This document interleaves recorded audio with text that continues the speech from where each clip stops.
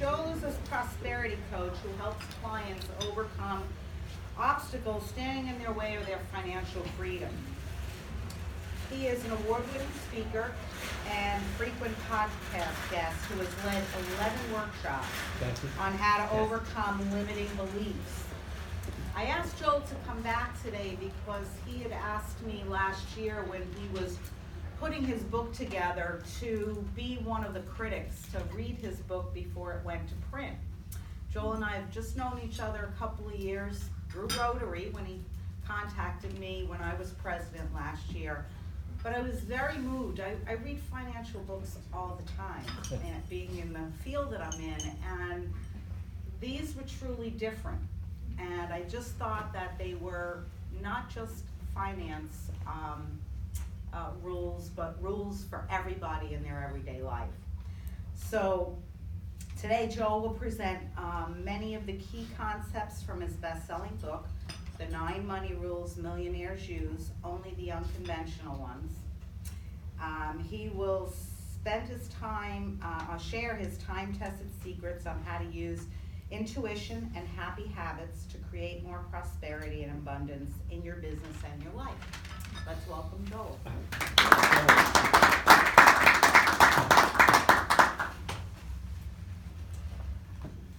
Raise your hand if you would like to have less money. Raise your hand if you'd like to have more money. Raise your hand if you would like to know the 9 money rules that millionaires use.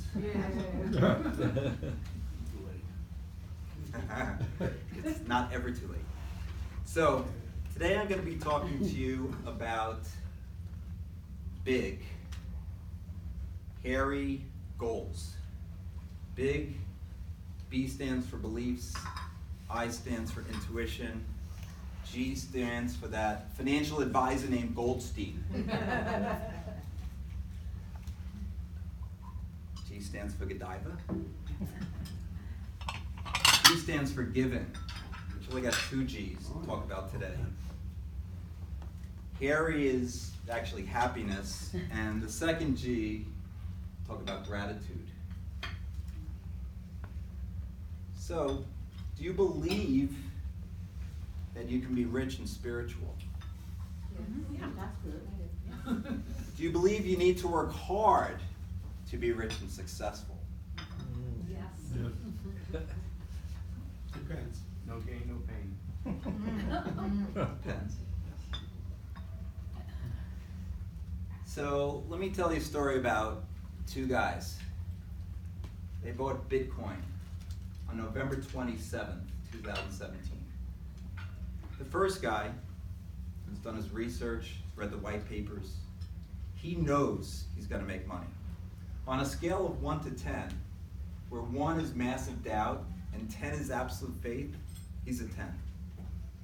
Second guy, he's got a tip from a buddy of his who says, dude, get involved.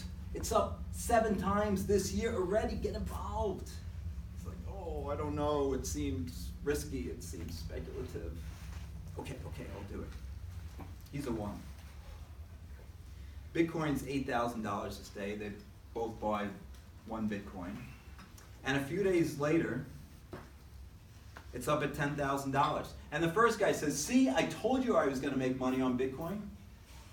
And the second guy says, I hope it doesn't go back down. And a few days later, Bitcoin's back down at $8,000. And the first guy says, this is the best buying opportunity out there. Did you buy at that time? And he buys more. Did you get money? The second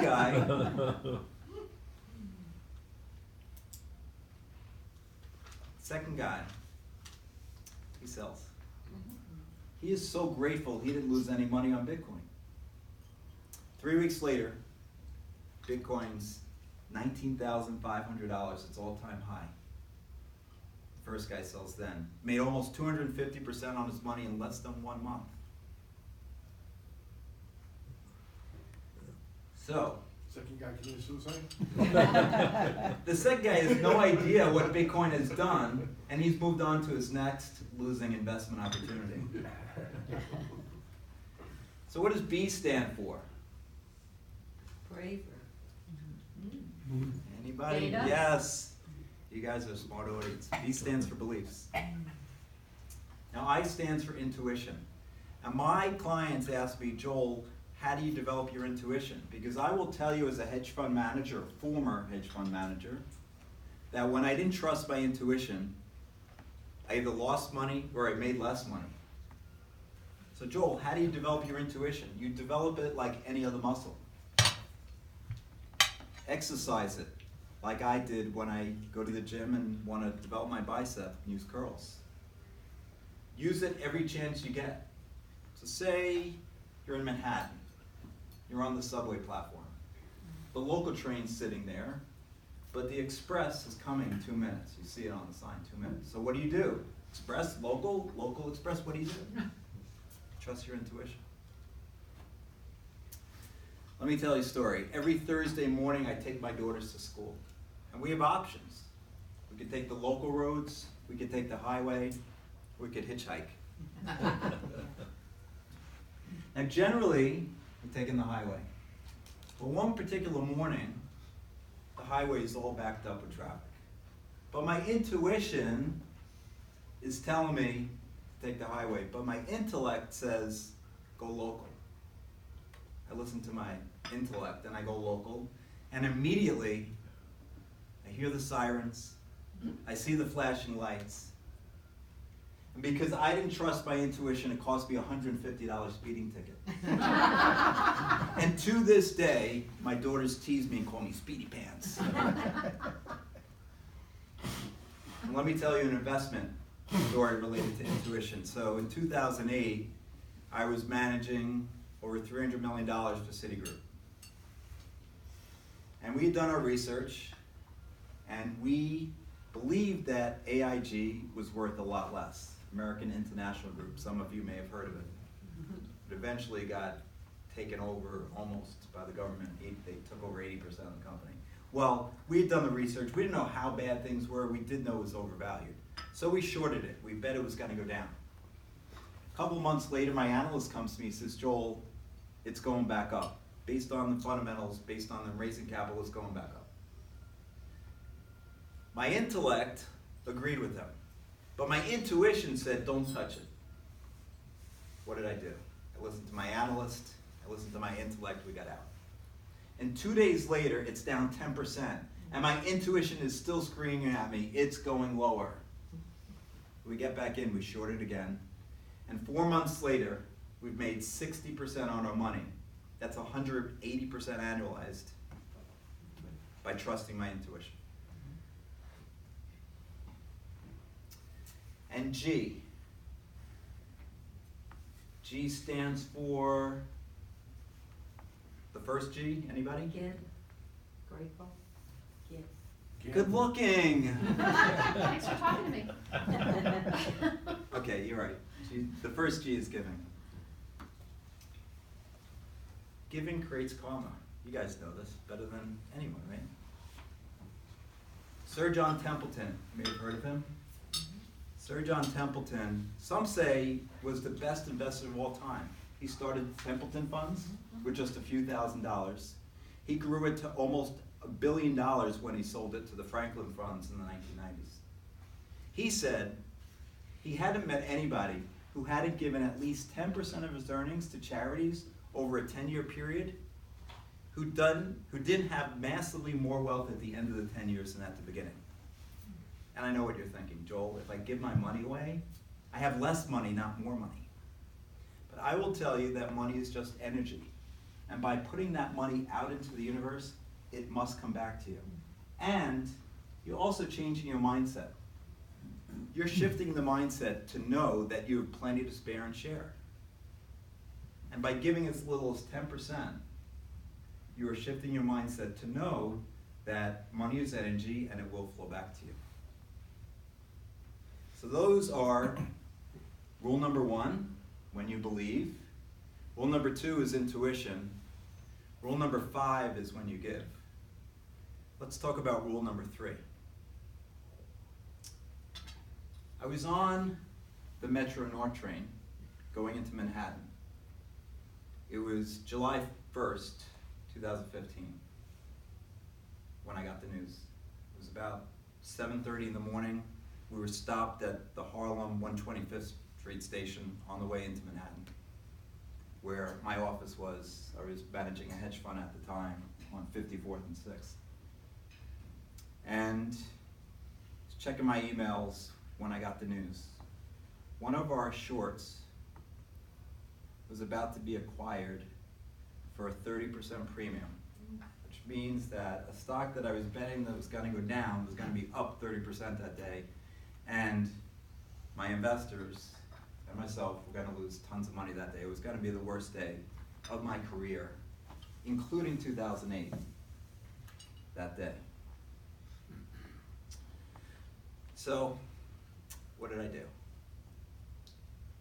First, I started crying. Literally started crying. I was literally in tears on that train, feeling pain in my gut because I felt that I was doing a disservice to my investors.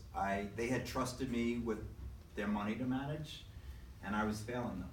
So I felt really, really sad and depressed. Then I said, what can I do to change this feeling? I put on a song called Ooh Child by the 5 Steps. Some of you may have heard of it. Ooh child, things are gonna get Ooh child, things are gonna get easier. Well, that day things didn't get easier or better, but it changed my mindset a little bit. As I walked into my office on 54th and 6th, I took the headphones off so my colleagues could hear it because they also knew how bad a day it was gonna be. And I started thinking that day, what could I do to get through this day? Not because it was over. I couldn't do anything, right? It was done. The stock was going to be up. We were going to lose a ton of money. Nothing I can do physically, but what could I do mentally to change my feelings of sadness and like near depression? So I started writing down some quote unquote happy habits. Things I like to do that can change my mindset. So I like to go for a jog. I like to listen to different affirmations. I like to play with my kids who are now 13 and 15, maybe not loving to play with me every day, but we like to play ping pong and games and Uno. And so writing all these things down, memories of games and things we did. What else do I like to do? What else do you like to do? So think about some happy habits. What things make you happy? And I will tell you that the same vibration of happiness is the same vibration of abundance and prosperity. So imagine if you were happy 24/7, all day, every day. You would be blissfully abundant and prosperous as well, is my view. When people ask me, can money buy you happiness? I say, no, happiness can buy you money. So that's rule number 4. Let's talk about gratitude.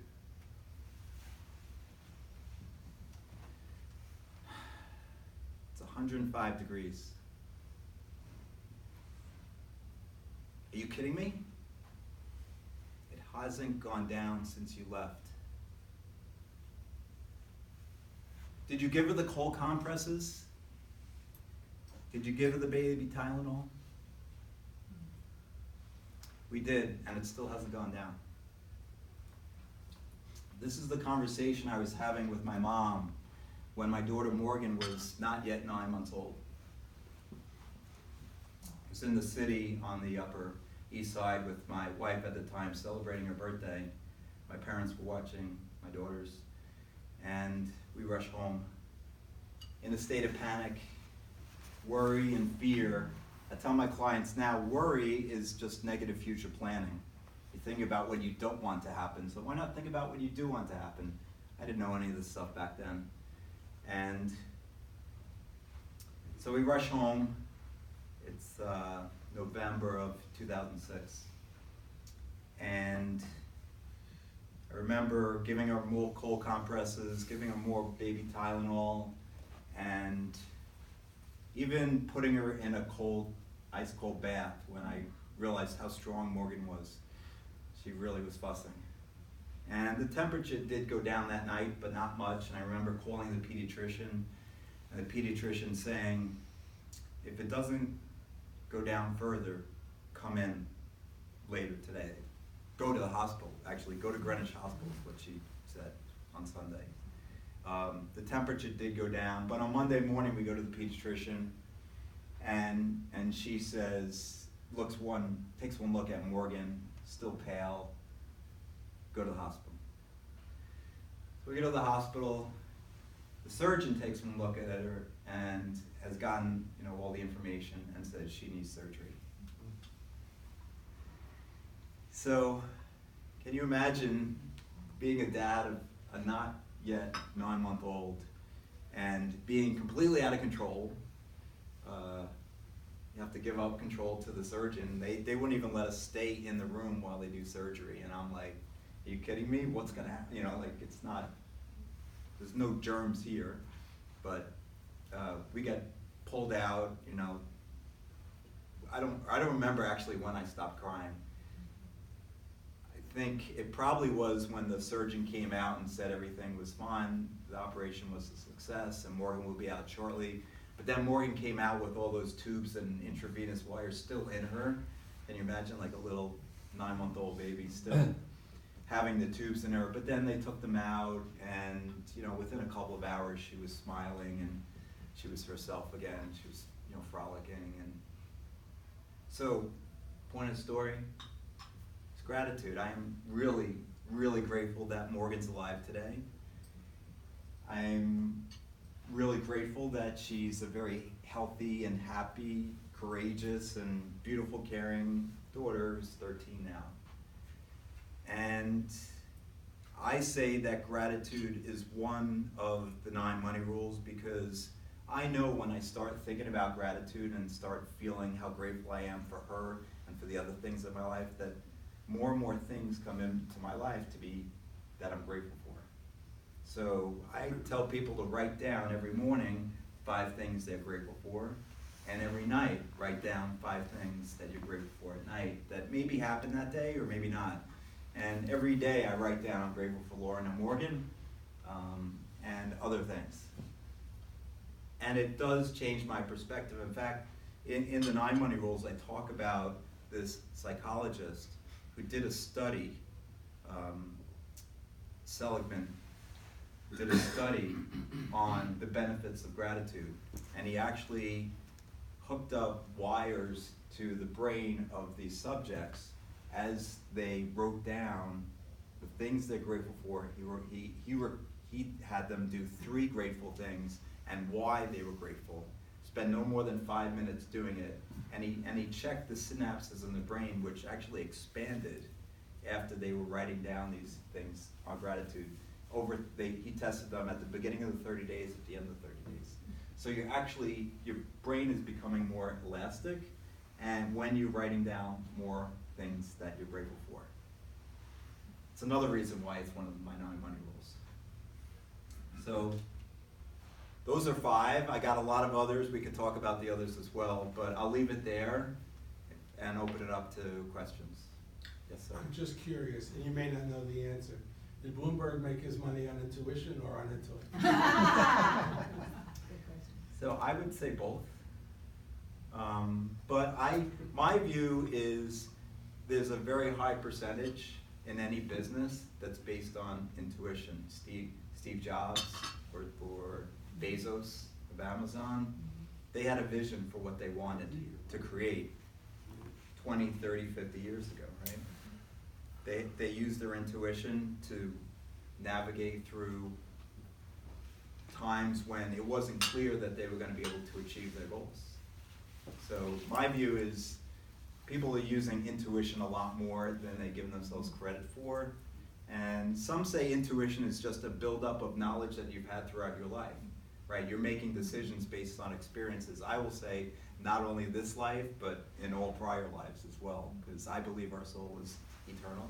So you have this buildup of knowledge, and you're basing decisions on all that experience in your life and in prior lives. Yes? So I believe that as well, and I've always told my son, follow your gut. What does your gut tell you? Yeah. So when did you realize that was powerful for you? Great question. When did I realize that intuition was powerful? I think probably in 2008, when I started managing large amounts of money, and my whole career was all about analysis. I started my career as an actuary. Anybody know what an actuary is? Well, I tell people the difference between an actuary and an accountant is an actuary looks at his feet when he talks to you. An accountant looks at your feet. They say an accountant is an actuary with charisma. But I'm not the typical actuary. So my whole career has been about analysis, right? Actuary, credit analyst, equity analyst, portfolio manager, all about, the mind, not the heart. But in 2008, when things were, even before Lehman Brothers, even before Bear Stearns on March 17, 2008, when I got acquired by JP Morgan, even before that, there were things happening. I'd have 4 screens in front of me, and I'd feel things before they actually happened. So I talk about that in my chapter on intuition and visualizing. So it was 2008 when things started happening to me, and I realized if I didn't trust my intuition, I didn't make as much money or I lost money. And things would just occur to me, and I didn't believe it, so I wrote it down, and then it came to pass. And so that's continued to happen throughout my life. I have a whole discussion on there on license plates, but that's another story. So what I'm doing right now is I coach people, I teach people how to use their intuition. So I have 3 different modules. I teach people about their money mindset, because your mindset creates your life. And so if you believe in lack and scarcity, I'm sure most people here don't because of where we are, but most people that I've met over the last 3 or 4 years believe, we can't afford that, money doesn't grow on trees, that's too expensive. I got screamed at growing up for not turning off the light in my room when we left the house. Joel, we're not a shareholder of Long Island Lighting Company, turn that off, right? It's a whole lack mindset, we don't have enough. But I grew up upper middle class, we had plenty of money, but that mindset creates a lack and scarcity mentality instead of, there's almost an infinite amount of abundance in this world, right? I mean, look where we are, this is so amazingly prosperous and abundant here. And in fact, if you took the net worth of the world as $420 trillion, that's assets less debt. You divided it by 7.5 billion people, you get more than $5 million per person, man, woman, and child. It's pretty. Wouldn't that be a beautiful thing? Pretty infinite, right? That's how much. And by the way, if you looked at the net worth of the world 1,000 years ago, it was about $1 trillion. So it's gone up 420 times. And even if you adjust for inflation, you're still probably 80 times. So I teach people how to shift their mindset from lack and scarcity to prosperity and abundance, but I also teach about the basics of investing, stocks and bonds, currencies, commodities, real estate. I have a chapter in there, real estate. And then there's a lot of people, believe it or not, who spend more than they make. Their cash flow is negative, and they don't even know what their cash flow is. And just getting them to think about cash flow and how to create passive income so that they're not working to make their money's working for them. What's their financial freedom number? I teach them that. Most people have no idea what their financial freedom number is. Anybody know? I know what mine is. Yeah, well, I'm a banker. you're a banker. But most people don't know and have no idea how to calculate it. And for most people, it's not that far away from where they are. But and the way to calculate it very simply is you add up all your expenses for the month, multiply by 12. So if your expenses are $5,000 a month, $60,000 a year, you need $1 million earning 6% after tax to be financially free. And I tell my customers that too, in the bank.